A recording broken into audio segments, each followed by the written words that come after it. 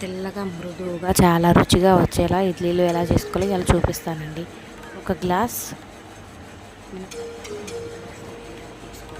తీసుకున్నాక బాగా కడగండి. వాటిని కడిగి అట్లీస్ట్ ఒక 8 hours అన్నా వాటిని నాననివ్వండి. నాననిచ్చాక వాటిని మిక్సీ పట్టుకోండి. మినపప్పుని మిక్సీ పట్టుకొని మిశ్రమాన్ని తీసుకొని మినపప్పు మిశ్రమాన్ని వేసుకోండి. వాటర్ ఎన్ని పోయాలో వీడియోలో చూపిస్తాను. అన్నీ పోసుకోండి. ఎక్కువ పోసుకోవడం వల్ల మనకి మిశ్రమం అనేది కరెక్ట్గా రాదు, ఇడ్లీలు మంచిగా రావు. పోసుకున్నాక రెండింటిని కలపడం వేసుకోవద్దు.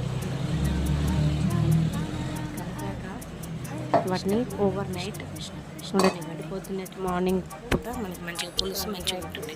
వాటిని ఇడ్లీ పాత్రలోకి తీసుకొని వాటిని సర్వ్ చేసుకుంటే ఎంతో టేస్టీ అయిన ఇడ్లీలు సూపర్గా వస్తాయండి.